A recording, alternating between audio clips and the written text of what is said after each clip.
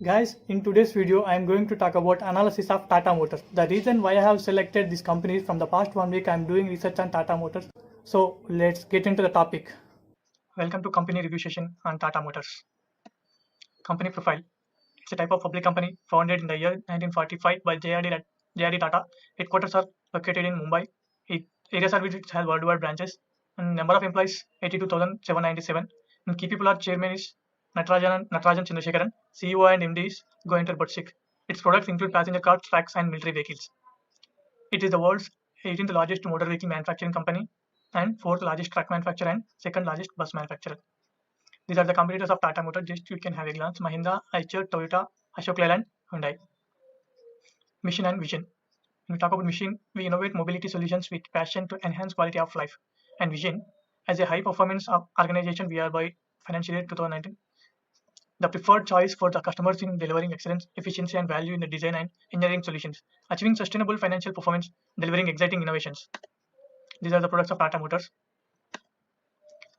Coming to income statement, the thing we need to observe in this slide is one is sales turnover and income and expenses. When we talk about sales turnover is increasing year on year 39, 47, 49, 59, 69, and total income is also increasing year on year 38, 43, 45, 58, 71, and expenses also increasing year on year from the year 2015 to 2019 38, 39, 42, 54, 64. We can observe in the next slide in a graphical manner changes in the total income for the last 5 years. In the year 2015, 38,650. We can observe the change 13% from the year 2015 to 2016. It was increased. Here is a little bit increase of 3.5% in the year 2017 from the year 2016. Here we can observe a lot of increase in the year 2018, and there is a 21% change in the year 2019. These are the total expenses for the last 5 years. In the year 2015, 38,411. We can observe the change 4% from the year 2015 to 2016, and here is a little bit change of 8% in the year 2017. You can observe 27% of change in the year 2018, and it goes to 17%. Here is the balance sheet of the Tata Motors. You can observe the total assets and total liabilities and current assets and current liabilities. Here the current liabilities are more than current assets. This causes the liquidity crunch. Operating profit. The reported net profit is in a negative for all the years except 2019. From the year 2015, it is in the negative, and also it is a little bit decreased to 62. And from the year 2017 March, it again raised to 2000 change and 1000, and it came into positive mode in the year March 2019. And equity dividends is also zero for all the years. When we talk about EPS, is in also negative mode because in the year 2015, 16, 17, 18, profits are in a negative mode.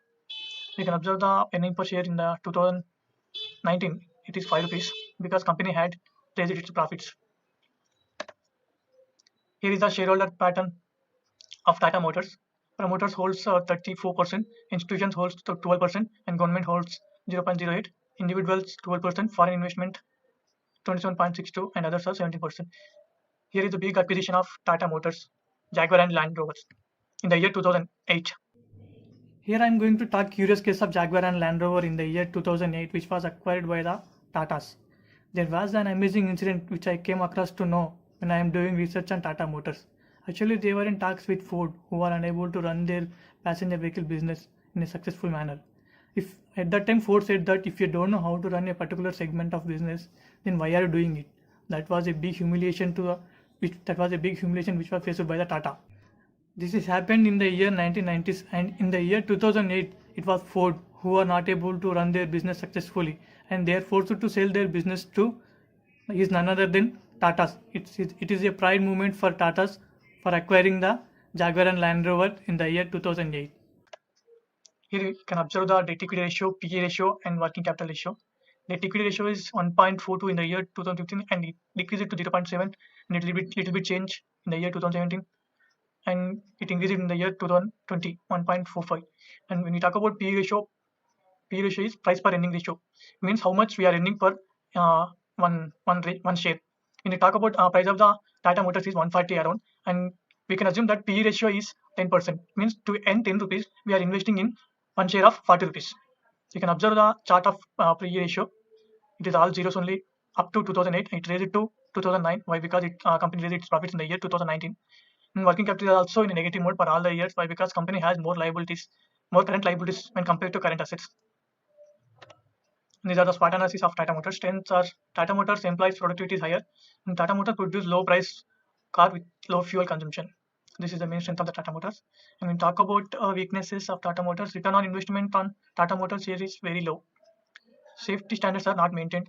And we talk about opportunities, manufacturing electric cars, targeting highly populated countries, increasing purchase power of Indian people. And the threats, increasing fuel cost, competitive products offering same level of features at a lesser price, competition from other automobile industries. And coming to CSR activities, they mainly focus on health, drinking water, and education. And if we talk about awards, Tata Motors won the Golden Peacock Environment Award for CSR activities in the year 2011. Jaguar and Land Rover was handed the Queen's Award for sustainable development by the UK government in year 2015. Lucknow plant won the Green Tech Environment Silver Award in the year 2011. Tata Motors Jamshedpur received the Industry Champion for the Sustainable Development Goals Award. When we talk about core values, Tata Motors maintain the integrity, teamwork, and they are accountable for their employees and shareholders. They mainly focus on customer excellence, speed. This is the end slide of the Tata Motors. Thank you. And finally, I'm going to talk about future goals of the Tata Motors. Recently, we know that there is a statement given by the chairman of Tata Motors, Chandrasekaran, that he wants to cut its debt to zero levels in the 3 years.